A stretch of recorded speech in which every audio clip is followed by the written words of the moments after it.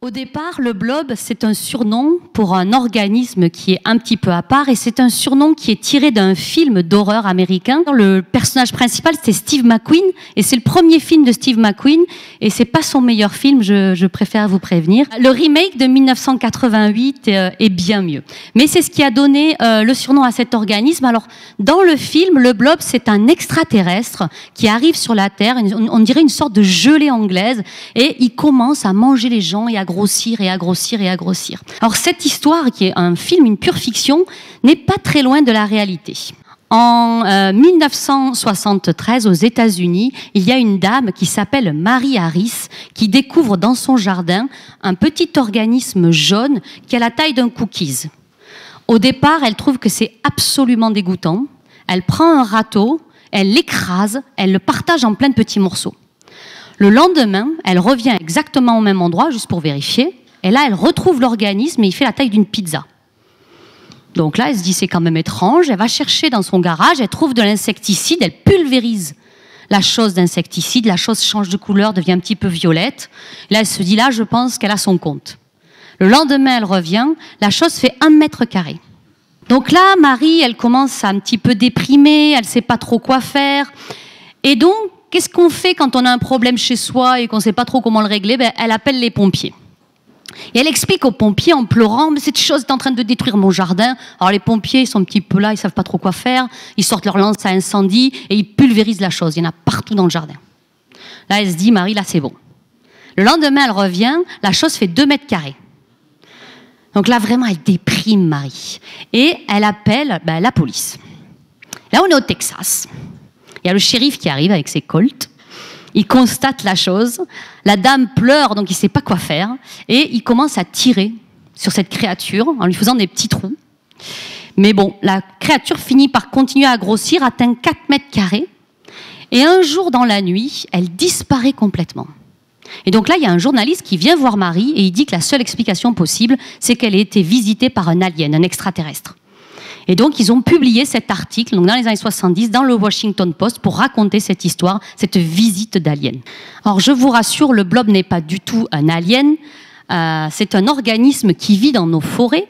Et pendant des décennies, on ne savait pas ce qu'était le blob. Et c'est qu'en l'an 2000 que les scientifiques ont compris ce que c'était. Au départ, quand les scientifiques le regardaient, ils se disaient « Ah, c'est peut-être un animal, c'est peut-être un champignon, c'est peut-être une plante ». Mais ils n'arrivaient pas à s'entendre. Et en réalité, le blob n'est rien de tout cela. Ça a été vraiment un très grand mystère et c'est Sandy Baldoff, une scientifique, qui a fini par percer le mystère. Alors le blob, c'est quoi? Et c'est dans le chapitre d'après, donc dans cet ouvrage, vous allez donc avoir une BD qui raconte cette histoire avec Mary Harris et après on rentre vraiment dans la biologie du blob et on va vous raconter en fait la vie du blob avant les humains.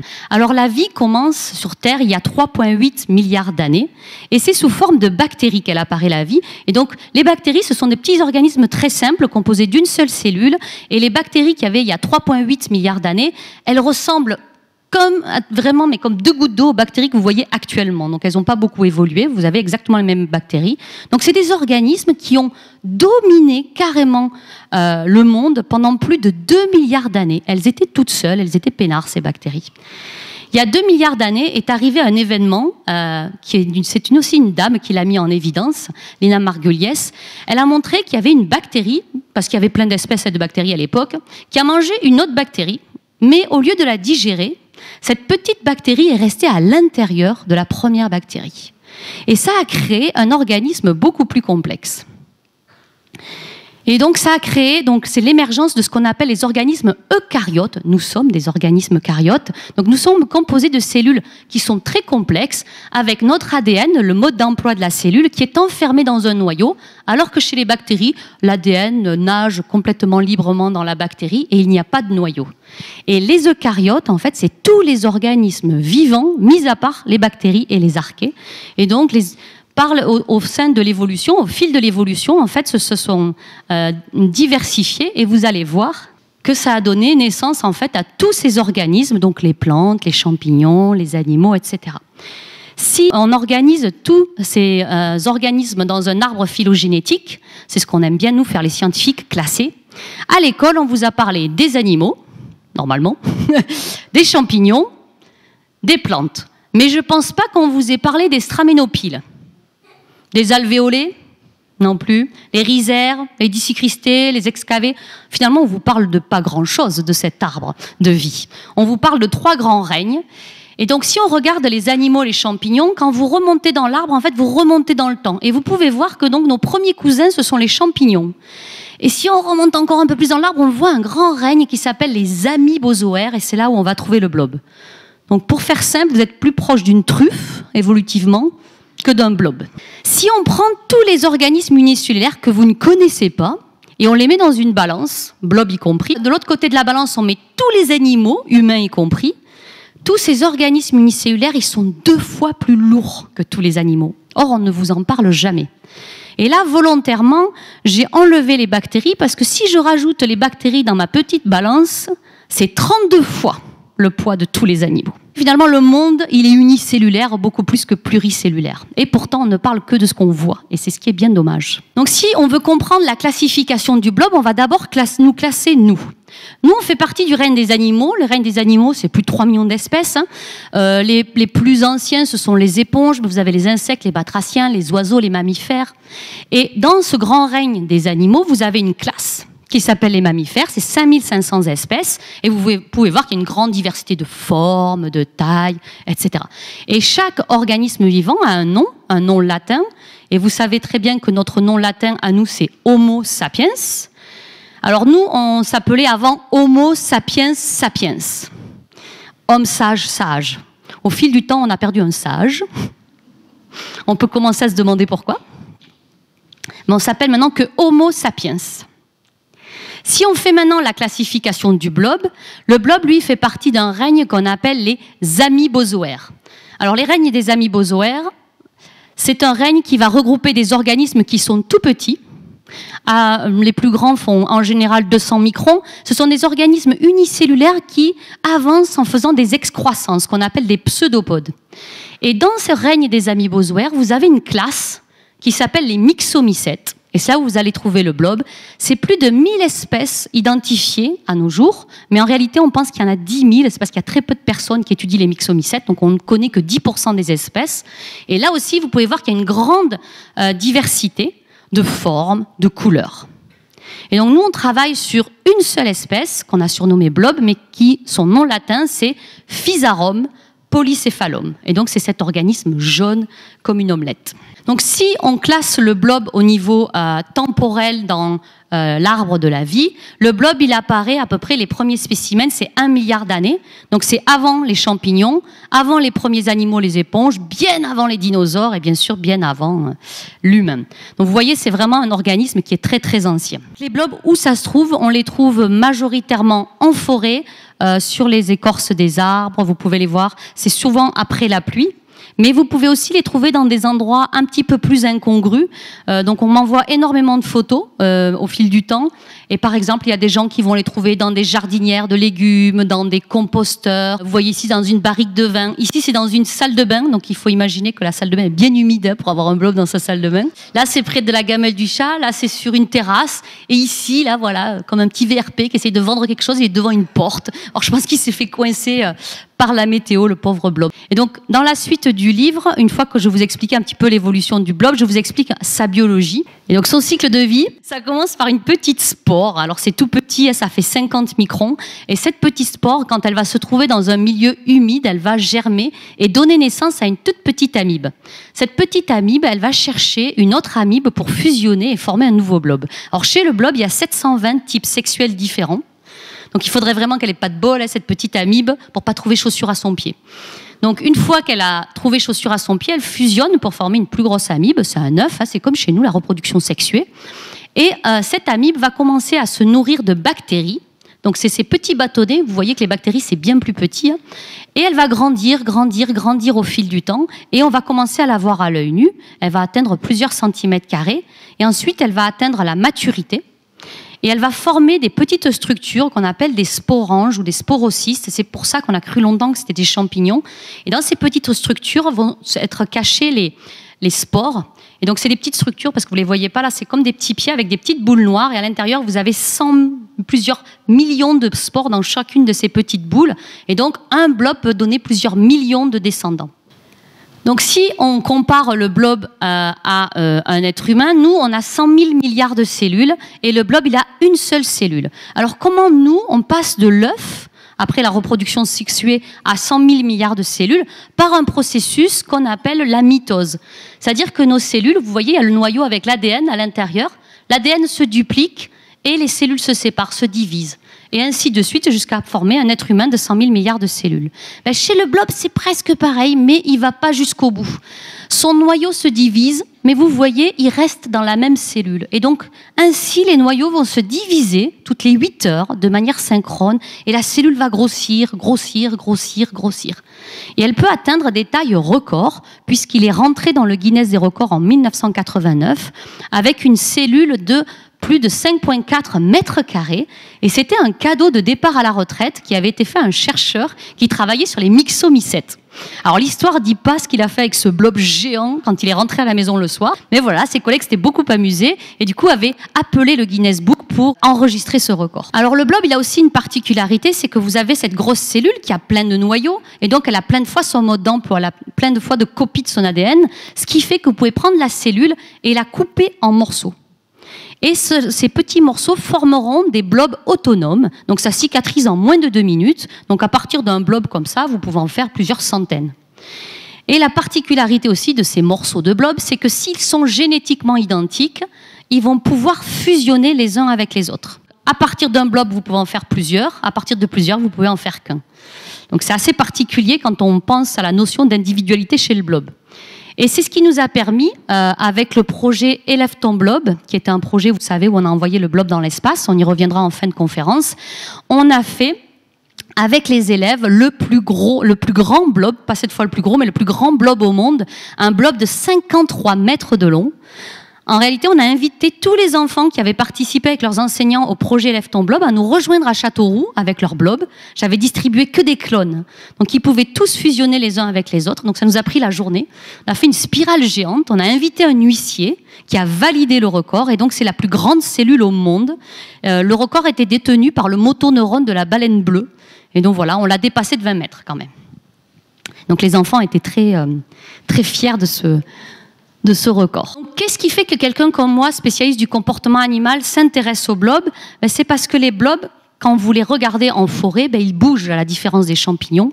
C'est qu'ils bougent, alors je vous rassure tout de suite, c'est quelques millimètres à l'heure, donc ça ne partira pas vous ramper après en forêt. Derrière lui, quand il se déplace, il a un réseau veineux, donc ça ressemble un petit peu au réseau vasculaire.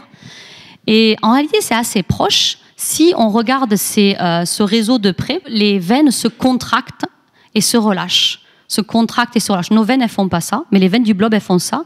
Parce que tout autour des veines, vous avez en fait des protéines contractiles qui s'appellent l'actine et la myosine. Alors, je ne sais pas si vous êtes familier avec ces noms-là. C'est les mêmes protéines contractiles que vous avez dans vos muscles des cuisses. Exactement les mêmes. Et donc, si on compare la cellule du blob à une cellule musculaire de vos cuisses, elle est aussi musclée, la cellule du blob. Donc, c'est une cellule qui est très musclée. Et donc, elle contracte ses veines parce qu'elle utilise le même système que nos intestins, système péristaltique, qui fait que quand elle contracte ses veines, elle pousse le liquide qui coule à l'intérieur. En poussant ce liquide, elle pousse la membrane de la cellule et ainsi, elle peut avancer. Donc en fait, c'est vraiment comme un système hydraulique. Donc vous voyez, c'est ces veines qu'on voit à l'intérieur du blob quand on fait un zoom. Donc c'est un réseau qui est très complexe et d'ailleurs qui intéresse énormément les scientifiques. Et ici, c'est en fait une vue au microscope. Ici, il y a le flux qui fait des allers-retours. Et donc le sens de circulation change toutes les 90 secondes. Donc imaginez si ça vous arrivait pareil, vous auriez des petits soucis dans votre système vasculaire. Mais chez le blob, c'est ce qui lui permet d'avancer. En réalité, donc il pousse le liquide contre la membrane, il fait 2 pas en avant, puis il retire le liquide et donc il fait 2 pas en arrière. Et donc ça permet en fait au blob d'avancer. Vous voyez ces petits allers-retours qu'il fait en formant des petites excroissances. Donc c'est vraiment un système unique de déplacement dans le monde vivant. Et donc le blob, il se déplace après quoi? Il se déplace après sa nourriture, forcément. Et dans la nature, quand il est très gros, il ne mange pas des bactéries, mais il s'attaque à des gros champignons.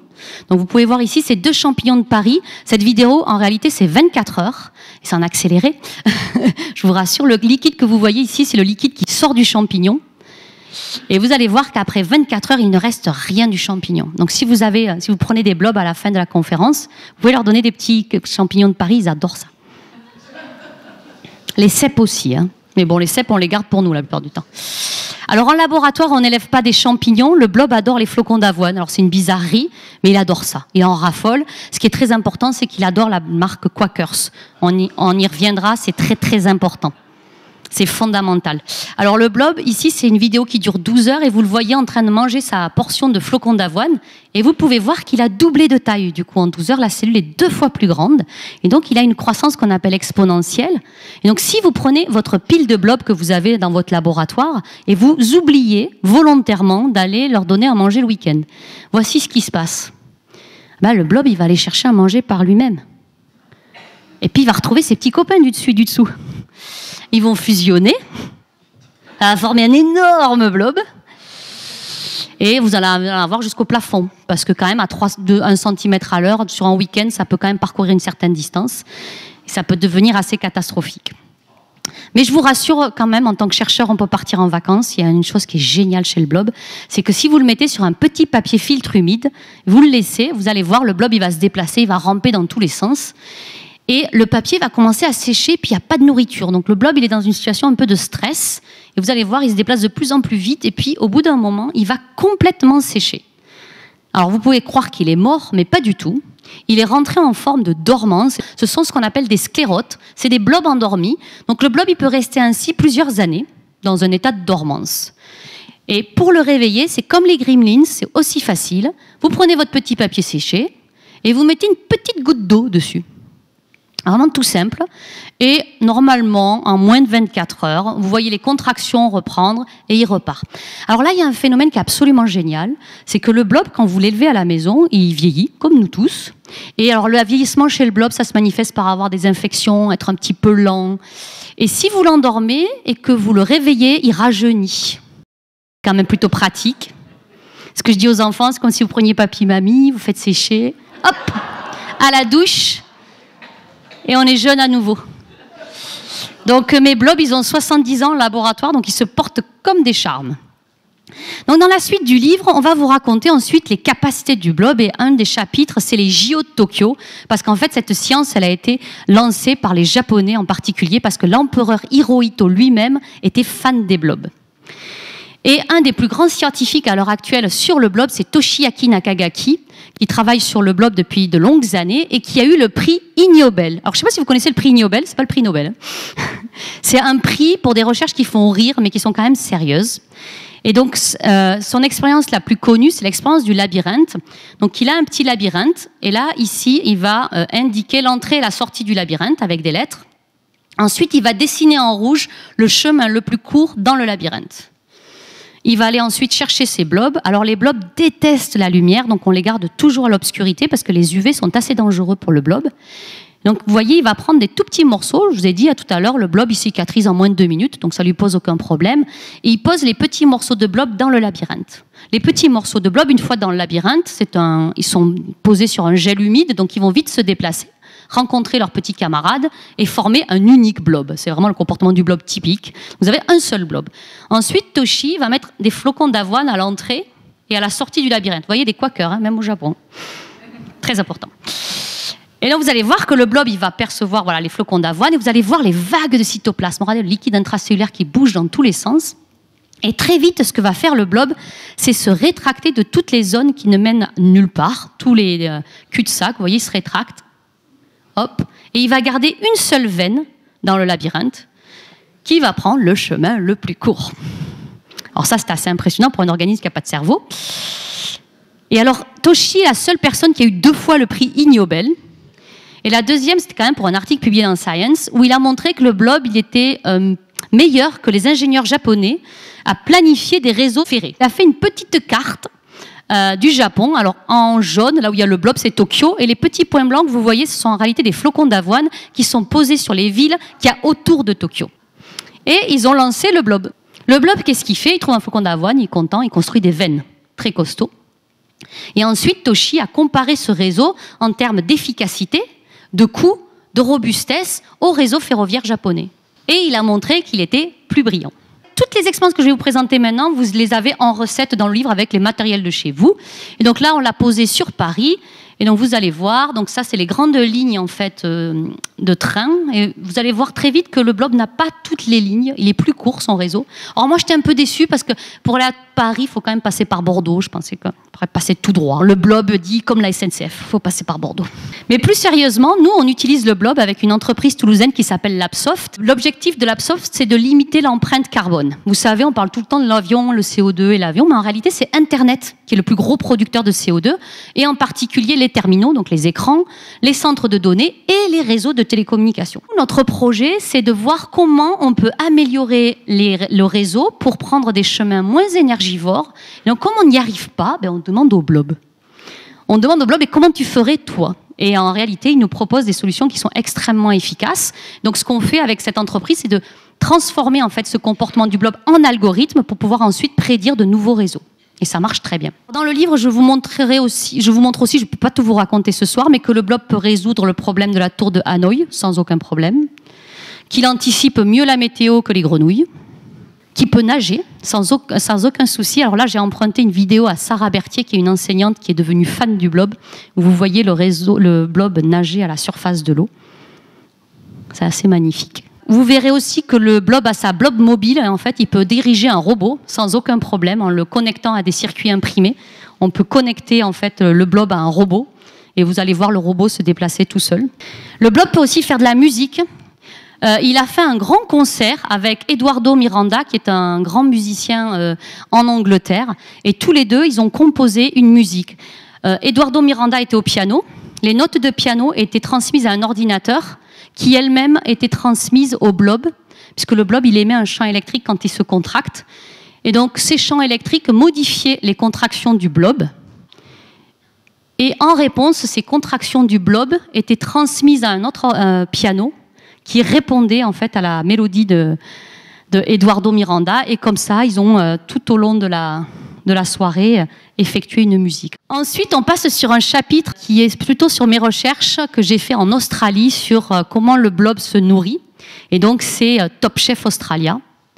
En effet, si vous mettez dans une autre variante du labyrinthe, le blob avec un flocon d'avoine au milieu, vous allez voir que très vite, le blob peut se déplacer et aller chercher son flocon d'avoine. On a l'impression qu'il sait où est le flocon d'avoine, parce qu'il y va pratiquement directement. Donc on peut se poser la question de comment il fait. En réalité, le blob, il progresse toujours sur des environnements humides. Et quelle est la propriété des environnements humides ? C'est de pouvoir faire diffuser des substances chimiques. Donc si par exemple dans une boîte, là, j'ai un gel et je mets 2 gouttes de colorant, qu'est-ce qui va se passer si je filme ? Vous allez voir que les colorants vont se diffuser dans la boîte, même si je les ai posés juste à un seul endroit. Et ça va créer ce qu'on appelle des cartes chimiques avec des gradients de concentration. Ici, du moins concentré au plus concentré. Et en réalité, dans l'expérience du labyrinthe, ici, le flocon d'avoine, il diffusait dans l'environnement. Les nutriments du flocon diffusaient. Et c'est pour ça que le blob pouvait très facilement s'orienter dans le labyrinthe pour trouver le flocon d'avoine. Et au laboratoire, on a ainsi testé plein de substances pour savoir qu'est-ce que le blob pouvait percevoir pour pouvoir l'utiliser comme un biorobot. Et donc, on a testé des substances. Donc, on pose des petites gouttes, mais c'est vraiment des microgrammes dans des litres d'eau. Et on regarde comment le blob se comporte. Et il y a certaines substances que le blob évite complètement. Et il y a des substances que le blob adore. Et alors, je vais vous donner juste quelques exemples parce qu'on en a testé des centaines. Le blob adore le cholestérol, la cortisone, les antidépresseurs, les somnifères, le sucre. Il n'aime pas la testostérone, le zinc, le sel, le café. Et il peut détecter, par exemple, les antidépresseurs, c'est vraiment un petit grain dans un grand jerrycan d'eau. Donc c'est pour utiliser le blob pour détecter, par exemple, des polluants dans l'environnement. Et c'est pour ça qu'on a testé énormément de substances. Alors bien sûr, il peut détecter aussi sa nourriture. Donc ça, c'est des expériences qu'on fait très souvent avec les enfants à l'école, où on partage son lunch avec le blob. Et donc là, vous pouvez voir très vite que le blob, il montre des goûts très nets. Il n'aime pas du tout la saucisse de Toulouse, mais il aime bien les tomates. Nous, on a fait bien sûr des recherches un petit peu plus sérieuses en laboratoire. On a créé des recettes, vraiment des crèmes brûlées pour blob, où on maîtrisait tout à l'intérieur, la quantité de protéines. Donc on utilisait des protéines en poudre, vous savez que pour les sportifs, des sucres, des vitamines, du gras, des minéraux. Et donc on crée des recettes où on maîtrisait vraiment tout pour connaître en fait l'optimum nutritionnel du blob. Ensuite, on plaçait le blob sur nos crèmes brûlées. Donc on en a fait plus de 32 recettes différentes. Et on testait un peu comme un Top Chef, on regardait si le blob aimait ou aimait pas nos recettes. Et donc ce qu'on faisait, c'est qu'on regardait sa croissance et on les pesait en fait d'expérience pour voir combien ils avaient grossi. Et on a montré ainsi que le blob, il aime bien quand il y a 2 fois plus de protéines que de sucre dans un régime alimentaire. Une fois qu'on savait l'optimum du blob, on lui a posé en fait un problème, c'est le problème de la cafétéria. Vous avez plein de régimes alimentaires, un seul est équilibré, ça veut dire qu'il maximise la croissance du blob. Les autres, ils sont équicaloriques, c'est la même quantité d'énergie, mais il y a soit trop de protéines, soit trop de sucre. Et donc là, je l'ai coloré en rouge, mais bien sûr, dans l'expérience, il n'y avait pas de couleur. Et vous allez voir comment le blob réagit. D'abord, il explore dans toutes les dimensions, vous voyez, et très vite, pof, il se concentre sur son régime optimal. Quand même pas mal. Hein, il est mieux que nous pour équilibrer son régime alimentaire. Et dans le livre, je vous parle aussi d'une nouvelle expérience qui est calquée sur les machines à sous. Alors quand vous allez dans un casino, pour savoir quelle est la meilleure machine, mais vous les testez toutes, parce qu'elles n'ont pas toutes la même probabilité de succès. Donc on a posé en fait le même problème au blob.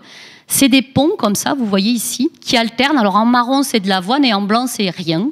Et vous avez le blob au milieu, et donc il peut choisir d'aller vers là ou d'aller vers là. Et vous voyez, les récompenses ne sont pas distribuées de la même façon des 2 côtés. Et on essayait de voir si le blob pouvait estimer la quantité proposée de chaque côté. Alors soit c'était distribué de manière régulière, donc c'était un peu plus facile pour le blob, ou complètement aléatoirement. Et on a montré que la stratégie du blob, c'était d'explorer sur 7 segments en moyenne avant de prendre sa décision. Et il choisissait ainsi pratiquement toujours la meilleure option. Donc il n'avait pas du tout de problème, lui, avec les machines à sous. Alors dans ce chapitre, on vous parle aussi de comment cuisiner le blob. Parce que souvent, dans les conférences, on me demande à la fin, dans 99% des cas, est-ce qu'on peut manger le blob? Alors il n'est pas bon, je vous le dis tout de suite. Mais certaines espèces de ses cousins peuvent être mangées, sont mangées par des communautés amérindiennes, donc au Mexique en particulier, et il est cuisiné souvent avec des tortillas de patatas dans les bois, etc. Donc si vous avez envie de tester, libre à vous. Alors le blob, il détecte des substances chimiques, mais il en produit aussi, et il en produit une grande diversité. Et ces substances chimiques, elles sont actives contre, par exemple, Escherichia coli. Alors si vous ne connaissez pas Escherichia coli, c'est les infections urinaires. Voilà. Pratique quand même. Le staphylocoque doré, il est donc actif contre le staphylocoque doré, contre Candida albicans. Alors Candida albicans, c'est les mycoses. Botrytis, c'est la pourriture grise du fruit. Il est aussi actif contre la maladie de Chagas, donc, dont le trypanosome est responsable. Certaines cellules cancéreuses, en particulier celles des tumeurs du côlon. Donc il a des substances actives. Et surtout, il produit une molécule qui s'appelle la polycéphine, qui est une molécule qui peut véhiculer des médicaments à l'intérieur du corps. L'avantage de la polycéphine, c'est qu'elle est biodégradable par le corps, elle n'est pas toxique, mais elle n'est pas détruite par le système immunitaire avant d'arriver à la zone qu'on veut soigner. Donc c'est vraiment en fait là où il y a beaucoup d'espoir pour cette molécule. Ensuite, dans le livre, on vous parle de diversité de blobs, parce que jusqu'à présent, on parle du blob en général, mais comme vous êtes tous différents dans cette salle, mais il existe de nombreux blobs. C'est la même espèce, mais c'est des individus différents. Alors comment on a su ça? Nous, au départ, on n'avait qu'un blob au laboratoire, c'était un blob australien qu'on clonait à outrance, et on lui donnait des flocons d'avoine bio. Et moi, je trouvais ça bizarre d'utiliser qu'un seul blob, donc j'en ai fait venir un des États-Unis, un blob américain. C'est le même individu, c'est juste qu'il est américain. Et lui, il a détesté le flocon d'avoine bio. Il ne mange que du Quaker. Par contre, il pullule dans la poubelle sans aucun problème. Mais pas de flocon d'avoine bio. Et comme un seul blob ne mange pas de flocon d'avoine bio, personne ne mange du flocon d'avoine bio. Parce qu'il faut que tout le monde soit nourri pareil quand on fait des expériences. Donc à cause de lui, tout le monde est nourri au Quaker. Alors, ça nous a intrigué, cette préférence alimentaire qui différait entre 2 blobs, et donc on a commencé à collectionner les blobs au laboratoire. Et au début, j'en avais 3, un américain, un australien, un japonais, que j'avais demandé, Toshi m'avait prêté son blob. Et donc vous allez voir, là, c'est juste une expérience de vitesse de déplacement, et vous allez voir que le japonais est extrêmement rapide, alors que l'australien est très très lent. Et ça, c'est toujours comme ça, hein. C'est vraiment, si vous récupérez des blobs australiens, ils sont tout lents. Là, vous avez le blob américain qui est entre deux. Donc vous voyez que le blob japonais, au bout d'un moment, il va s'ennuyer, il va tourner autour de la boîte. Que lui, il n'a toujours pas touché le bord de la boîte. Alors que c'est vraiment à la même vitesse. Donc on a vu qu'il y avait ces différences de vitesse et ça nous a intrigués. Et du coup, on les a mis dans des mini-cafétérias. Donc ici, c'est une mini-cafétéria où on a mis un japonais et ici, un australien. Il y a 2 sources de nourriture. Il y en a une qui est bonne et une qui n'est pas terrible. C'est pas qu'elle est mauvaise, mais elle est moins bonne. Et le but pour le blob, bien sûr, c'est d'aller vers la nourriture préférée. Et on savait de nos expériences précédentes que le blob est tout à fait capable de faire ça. Mais on avait fait toutes nos expériences avec l'Australien. Et vous allez voir que ce n'est pas les mêmes capacités selon les blobs. Le japonais, c'est la tête brûlée. Il fonce, réfléchit pas, il se trompe. L'Australien, il prend son temps. En prenant son temps, la nourriture, elle a le temps de diffuser dans la boîte. Je vous expliquais tout à l'heure que la nourriture est diffusée. Donc quand l'Australien, il part, en fait, il prend une décision éclairée parce que lui, il peut mesurer finalement les différences de concentration. Le Japonais, il part avant que la nourriture ait le temps de diffuser. Donc une fois sur deux, il se trompe. Ensuite, on a fait une autre expérience où cette fois, il n'y a pas deux nourritures, mais il y a deux blobs, mais une seule source de nourriture. On voulait voir si ils allaient se la partager. C'est comme si vous avez deux enfants et vous avez juste une barre de Mars ou de Lion et vous regardez comment ils réagissent. Alors les Américains, c'est tout simple. Il y en a un qui monopolise la source de nourriture et l'autre qui n'a rien à manger. Les Australiens, ils préfèrent aller se voir d'abord. Ils sont très choux, les Australiens. Et les Japonais, ils partagent la nourriture, mais bon, ils se fusionnent, mais arrivent à la nourriture. Mais les Américains, c'est comme s'ils ne se percevaient pas. Et après, on a essayé de les mélanger. Mais notre Américain a mangé le Japonais. C'est la revanche de Pearl Harbor. Donc on a arrêté de mélanger nos blobs parce qu'il semblerait que c'est pas toujours top de mélanger les blobs. Et donc dans le livre, je vous raconte tous les blobs qu'on a actuellement. Donc on a Lu, celui qui est parti dans l'espace, qui est le plus résistant de tous les blobs, et c'est celui qui sera distribué ce soir. Vous avez Malu, qui est le plus glouton. Vous avez Mott, qui est un mutant qui ne s'est pas très bien avancé. JM, Jean-Michel. Alors Jean-Michel... Le blob est tout le temps malade, il est très fatigant. On a Daywalker qui supporte très bien la lumière, contrairement aux autres blobs. On a Faux, qui est un petit mutant qui avance tout doucement. Alors lui, c'est pire que l'Australien. Donc on a l'Américain le cannibale. L'Australien qui adore tous les autres, il les colle tout le temps. On a le Japonais qui est plutôt rapide, mais qui, dans les prises de décision, c'est pas top, quoi. Et on a Lulu, un blob albinos. C'est le même, mais il a une mutation d'un gène et donc il est blanc. Il a perdu sa couleur jaune. Et lui, sa particularité, c'est qu'il est extrêmement capricieux. À l'élever, c'est un enfer. Il aime être toujours sur le couvercle de la boîte et pas dans la boîte. Donc tous les jours, on le retrouve sur le couvercle de la boîte. C'est très agaçant. Ensuite, on passe sur le blob dans l'arène des grands, puisque c'est ce qui a fait qu'il est connu, c'est que le blob est capable d'apprendre sans avoir de système nerveux. Et donc là, dans le livre, je fais un petit historique, parce que c'était pas, je suis pas la première à avoir démontré l'apprentissage chez les unicellulaires. Ça avait déjà été fait chez des petits organismes qu'on appelle des ciliés. Alors, je sais pas si vous connaissez ces petits organismes. Là, c'est une paramécie. Là, c'est un stentor. C'est des petits organismes unicellulaires. Alors, on les appelle des ciliés parce qu'ils ont plein de petits cils, comme des petits poils tout autour. Et alors ces recherches, elles n'ont pas eu du tout le succès de ce que nous on a fait sur le blob, pour la simple raison que Herbert Jennings, il l'a fait en 1902, et à l'époque on pensait que les animaux c'était comme des chaises, donc vous imaginez que les unicellulaires, on n'imaginait pas que ça pouvait apprendre, donc tous les gens se sont moqués de lui. Donc maintenant il a été réhabilité dans les plus grosses revues actuelles, donc c'est assez rigolo. Et après vous avez Béatrice Gelbert qui a fait des expériences dans les années 60, et elle, son problème c'était que c'était une femme. Donc forcément elle ne devait pas dire des choses sérieuses. Alors nous, on arrive en 2016 avec notre expérience, donc on a de la chance, les gens sont plus ouverts. Et donc on a prouvé que le blob pouvait apprendre à ignorer des choses qu'il n'aime pas. Alors le blob, il y a plein de choses qu'il n'aime pas, je vous l'ai dit tout à l'heure, par exemple, il n'aime pas la vanille, il n'aime pas le café, il n'aime pas le sel. Donc là, le blob, il doit traverser un pont, et dans ce pont, on met cette substance qu'il n'aime pas, et on le fait traverser tous les jours, le même pont, pour voir s'il peut apprendre à ignorer. Et voici le résultat. Vous allez voir que le lundi, le blob, il n'est pas du tout content. Alors, il va essayer de tricher, bien sûr, parce que le blob, il essaye toujours de tricher dans les expériences. D'essayer de passer sur le côté, mais vraiment, il ne veut pas aller sur le substrat. Et vous pouvez voir, quand le dernier jour, il traverse sans aucun problème. Et donc, il apprend à ignorer cette substance qu'il n'aime pas, mais qui est inoffensive en réalité. Et alors, donc, on était donc en 2016, les gens étaient quand même plus ouverts d'esprit, mais quand même, il a fallu qu'on répète cette expérience plusieurs milliers de fois pour quand même que la communauté scientifique accepte que, en effet, les blobs pouvaient apprendre. Et donc là, vous voyez deux de mes postdocs qui travaillent au laboratoire, Léa et Christophe, en train d'entraîner des blobs. Donc vous voyez, vous les entraînez en série, comme ça, sur des grandes plaques. Et on les entraîne comme ça par centaines en parallèle. Et ensuite, il faut analyser ces vidéos. Donc, vous imaginez, c'est un travail assez contraignant où vous mesurez la vitesse de déplacement, la forme du blob, etc. Ensuite, on a montré que non seulement le blob, il pouvait apprendre, mais il pouvait transmettre ses apprentissages. Je vous ai dit, le blob, il peut fusionner avec ses congénères. Donc, on s'est dit, est-ce que si un blob qui aime la caféine, à qui on a appris que la caféine c'était pas mal, et un qui n'a pas appris fusionne, est-ce que les deux peuvent récupérer l'information? Et on a fait cette expérience avec des chaînes comme ça, de proche en proche. Alors des fois, il y avait un seul blob qui avait appris, des fois, il y en avait deux, etc. Et on a montré que ça marchait à tous les coups. Il suffisait qu'un seul blob dans la chaîne ait l'information, par exemple, comme quoi la caféine est inoffensive, pour que tous les blobs soient entraînés automatiquement. Et donc, c'est assez intéressant parce qu'on a montré que l'information, elle passait de blob en blob par le système veineux, puisqu'il fallait absolument que les systèmes veineux soient connectés pour que ça marche. Parce que quand on faisait le test, en fait, on séparait les blobs une fois que les systèmes veineux s'étaient connectés, et ça marchait uniquement dans ce cas-là. Dans l'avant-dernier chapitre, on montre comment le blob, finalement, est devenu un petit peu célèbre.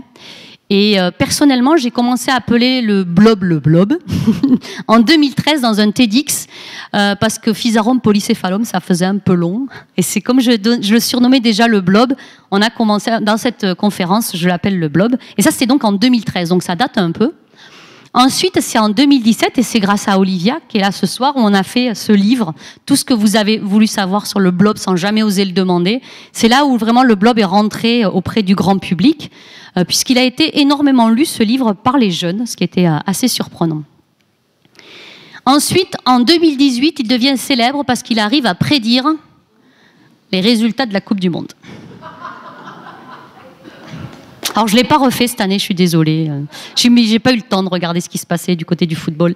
Ensuite, en 2019, il est rentré aux Zoo de Vincennes à Paris. Donc, il peut se vanter d'avoir un 35 mètres carrés à Paris pour lui tout seul. Quand même. Tout le monde ne peut pas se vanter d'avoir ça. Alors, c'est un pensionnaire à vie parce que comme il est quand même un peu immortel biologiquement, à mon avis, ils en ont pour longtemps.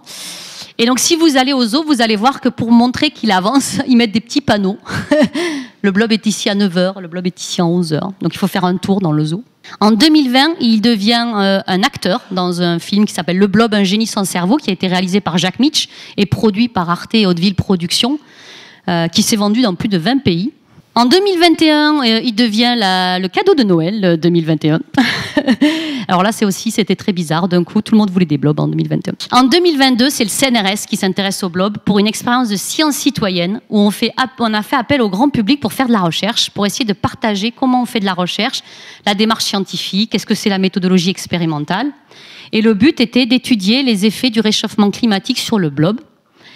Et donc, on a reçu énormément de candidatures pour ce projet. On a reçu 47 814 personnes qui voulaient travailler sur le blob avec nous, à nos côtés. Alors le problème, c'est que nous, on n'avait pas tout à fait des blobs pour tous ces gens-là. Donc ce que j'ai fait, c'est que j'ai épluché pendant les vacances de Noël l'année dernière tous les questionnaires qu'on avait envoyés à toutes ces personnes. C'était très long. Hein. Et très vite, je me suis aperçue que les 47 000 étaient très, très motivés.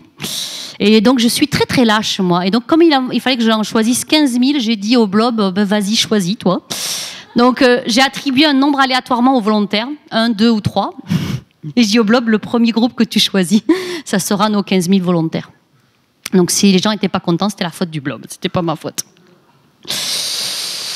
Et donc, dans ce projet, qui est encore à l'heure actuelle, puisqu'en ce moment, on est dans l'analyse de données, on a reçu plus de 770 000 photos de blobs. Il y a des écoles, des EHPAD, on a 50 EHPAD qui participent au projet, on a des associations, on a des familles, on a des gens qui le font au niveau personnel, on a des IME, des gens qui font de l'instruction en famille, on a 3 établissements pénitentiaires aussi qui participent au projet. Et donc, c'était vraiment un gros projet qui demandait énormément d'investissement et les gens sont allés jusqu'au bout. Et la prochaine étape, donc en 2023, c'est de publier nos résultats dans une revue scientifique. Et bien sûr, la dernière aventure qui arrive à presque fin de livre, c'est l'aventure du blob dans l'espace aux côtés de Thomas Pesquet. Mais en réalité, le blob, il a été dans l'espace 3 fois plus que Thomas Pesquet, puisqu'il y a été 6 fois. Et la première fois, c'est dans les années 70, dans un biosat russe. Et il était enfermé avec des rats vivants.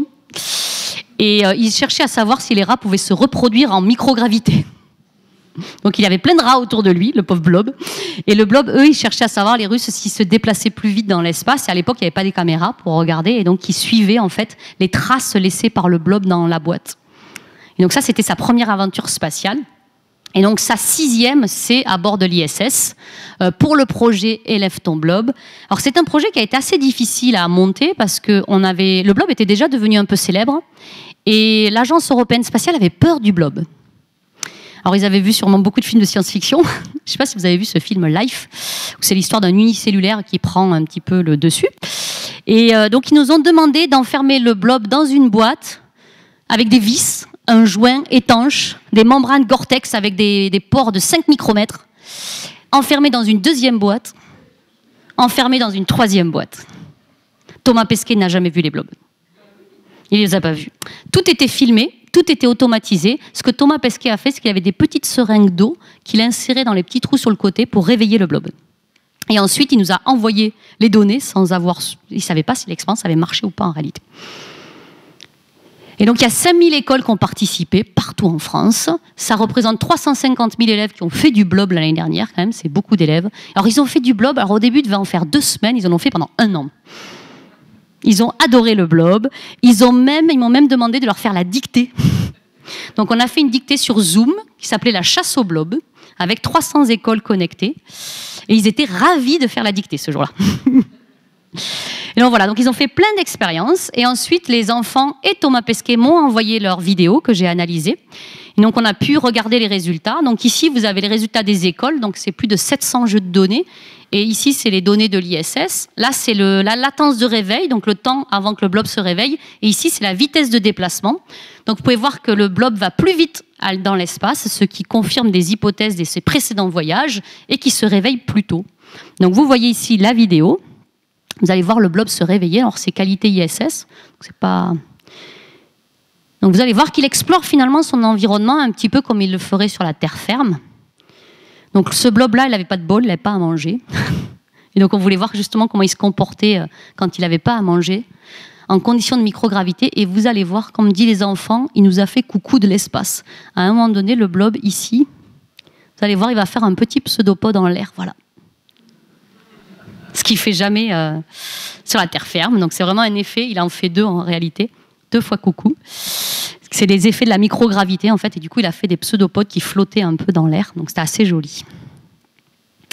Et le dernier chapitre du livre, c'est ce qui va vous aider le plus si vous repartez avec un blob ce soir, c'est comment on adopte un blob. Qu'est-ce qu'on fait avec un blob à la maison ? Alors pour vous aider, en plus du livre, vous avez un tutoriel sur YouTube, il dure que 10 minutes, ça vous explique comment commencer un élevage de blob. Mais surtout, ce qui est très intéressant à faire pendant les week-ends avec les enfants ou à l'école, c'est d'aller chasser le blob en forêt. Et pour cela, c'est très facile. Si vous n'en voyez pas sur place, vous récupérez des petits bouts de bois et vous faites ce qu'on appelle la technique de la chambre humide. Vous mettez ces bouts de bois dans des grandes bassines humidifiées et vous attendez. Alors ça va prendre la patience un peu. Il faut vaporiser un peu de l'eau 1 à 2 fois par semaine et vous avez 100% de réussite. Vous allez trouver des espèces. Alors, par contre, quel blob ? Vous savez, je vous ai dit, il y a 1000 espèces différentes. Parce qu'en effet, quand vous prenez en fait une cuillère à café de sol dans la nature, il y a plus de 100 000 petites cellules comme ça, de petits bébés blobs qui traînent. Donc à chaque fois que vous les humidifiez chez vous, en fait, vous donnez naissance à de nouveaux blobs. Et donc vraiment, il ne faudrait vraiment pas être chanceux. Nous, on l'a fait il n'y a pas longtemps. Là, on a eu déjà 3 nouvelles espèces. Donc vous pouvez tomber sur des espèces très rares, donc comme Physarum roseum, ce magnifique... c'est la version rouge de Physarum polycéphalum, qui est très recherchée. Et donc voilà, donc ça c'est la fin de l'ouvrage. Et après il y a un petit épilogue dont je vous laisse la surprise à la fin si vous achetez le livre. Et donc voilà, donc normalement à la fin du livre, vous avez toutes les clés pour faire des expériences à la maison, mais surtout pour apprendre d'un organisme complètement différent. Et il faut savoir que ces organismes unicellulaires qui peuplent nos forêts, il y en a une énorme diversité. Finalement, si vous prenez un petit microscope, mais vraiment une petite loupe binoculaire, et vous prenez une petite cuillère à café de sol, vous verrez que c'est un micro-Jurassic Park. Vous avez énormément de diversité, on marche dessus toute la journée sans le savoir. Et c'est une biodiversité dont on ne parle pas, mais qui est aussi touchée par les changements climatiques, qu'on est aussi en train de perdre. Et ce sont des organismes qui sont fondamentaux dans les écosystèmes. Le blob, il mange des bactéries, il mange des champignons, ce sont de la matière organique. Et ensuite, en retour, il excrète des minéraux qu'il met dans le sol. Et en fait, il fertilise le sol. Et donc, il nourrit les plantes indirectement. Donc, si vous enleviez tous ces blobs dans une forêt, vous auriez plus d'arbres. Donc, c'est vraiment des organismes, et tous ces organismes sont très importants dans l'écosystème. Donc, le but de ce livre, c'était d'en prendre un en particulier, mais on pourrait écrire un livre pour chacun de ces organismes parce qu'ils sont tous tout aussi fascinants. Je vous remercie.